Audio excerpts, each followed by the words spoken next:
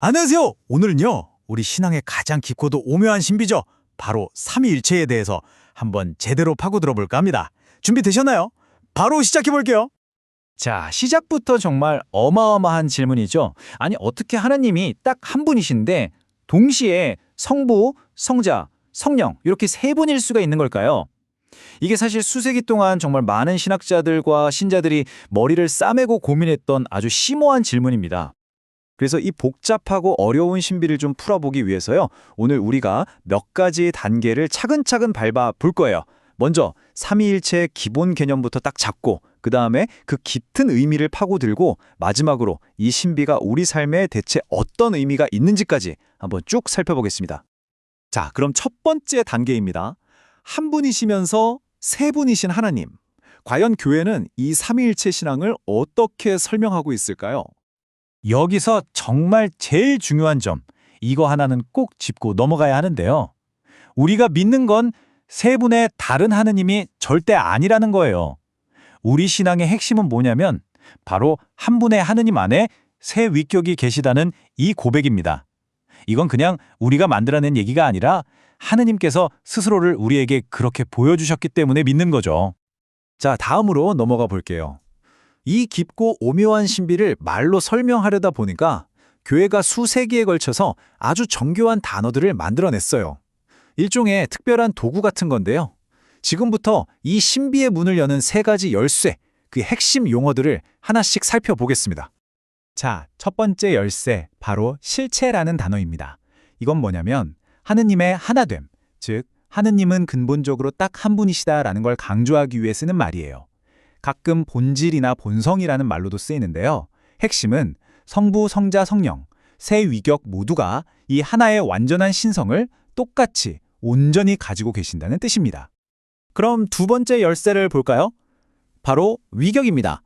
실체가 하느님의 하나됨을 말한다면 이 위격이라는 단어는 한 분 하느님 안에서 성부, 성자, 성령 이 어떻게 서로 구별되시는지를 설명하는 데 쓰여요. 이게 중요한 게 그냥 하느님의 다른 이름이라거나 상황에 따른 다른 역할 같은 게 아니고요. 정말로 실제적인 구별이 있는 세 위격이라는 거죠. 그리고 마지막 세 번째 열쇠, 관계입니다. 여기서부터 정말 흥미로워져요. 아니, 세 위격이 서로 구별된다면서요? 그럼 뭐가 달라서 구별되는 걸까요? 놀랍게도 그분들 각자의 본질이 달라서가 아니라 서로에 대한 관계 때문에 구별된다는 겁니다. 바로 이 관계라는 개념이 삼위일체 신비의 가장 핵심적인 부분을 풀어주는 정말 결정적인 열쇠라고 할 수 있어요. 자, 좋습니다. 우리 손에 이제 실체, 위격, 관계라는 세 개의 열쇠가 쥐어졌죠? 그럼 이 열쇠들을 가지고 우리가 맨 처음에 던졌던 그 질문으로 다시 돌아가 보겠습니다. 도대체 하느님은 어떻게 한 분이시면서 동시에 세 분이실 수 있는 걸까요? 여기서 정말 중요한 포인트가 하나 있습니다. 절대 오해하면 안 되는 부분인데요. 성부, 성자, 성령이 마치 피자 한 판을 세 조각으로 나누듯이 신성을 3분의 1씩 나눠 가진 게 아니라는 거예요. 각 위격, 한 분 한 분이 그 자체로 완전하고 온전한 하느님이십니다. 신성이라는 건 나눌 수가 없는 거거든요. 세 분 모두가 그 전체를 완벽하게 소유하고 계신 거죠. 자, 그럼 이제 정리가 좀 되시나요? 하느님께서 왜 한 분이시냐? 바로 하나의 신적 실체를 똑같이 공유하시기 때문입니다. 그런데 왜 세 위격으로 구별되시냐? 그건 바로 서로에 대한 관계가 다르기 때문이라는 거죠. 성부께서는 성자를 낳으시는 분이라는 관계 속에 계시고 성자께서는 성부로부터 나시는 분이라는 관계 속에 계십니다. 그리고 성령께서는 성부와 성자에게서 나오시는 분, 즉 바라시는 분이라는 그 독특한 관계 안에서 구별되시는 거예요. 자, 지금까지 실체, 위격, 관계, 조금은 딱딱하고 추상적인 용어들을 살펴봤죠? 머리가 좀 아프셨을 수도 있는데 이제부터는 훨씬 더 우리 마음에 와닿는 비유를 들어볼게요. 바로 우리 모두가 경험하는 사랑을 통해서 삼위일체를 한번 이해해보는 시간입니다. 여러분, 한번 생각해보세요. 어떤 관계, 특히 사랑의 관계가 만들어지려면 최소한 몇이 필요할까요? 둘? 아니요, 사실은 셋입니다. 왜냐하면 사랑하는 이가 있어야 하고 사랑받는 이가 있어야 하죠.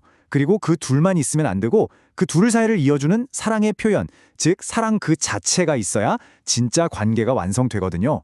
이걸 삼위일체에 비유해 볼 수 있는 거예요. 성부, 사랑하는 이와 성자, 사랑받는 이, 그리고 그 둘을 하나로 묶어주는 사랑 자체이신 성령. 정말 아름다운 비유 아닌가요? 와, 이 표현은 정말 강렬하지 않나요? 성령은 아버지가 아드님을 위해 흘리는 피이고 아드님이 아버지를 위해 흘리는 피다. 여기서 피는 곧 생명을 상징하잖아요.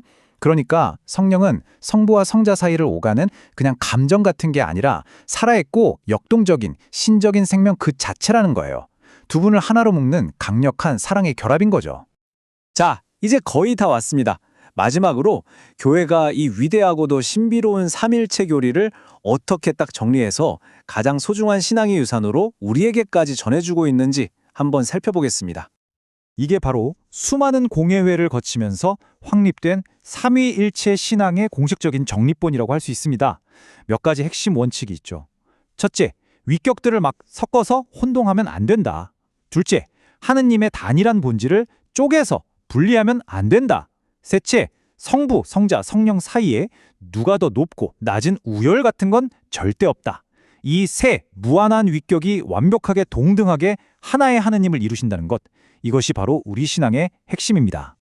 결국 이 모든 복잡해 보이는 교리, 그 가장 깊은 곳, 그 심장부에는요, 아주 단순하면서도 정말 아름다운 진실 하나가 자리 잡고 있습니다. 그건 바로 삼위일체가 영원한 관계의 신비라는 거예요.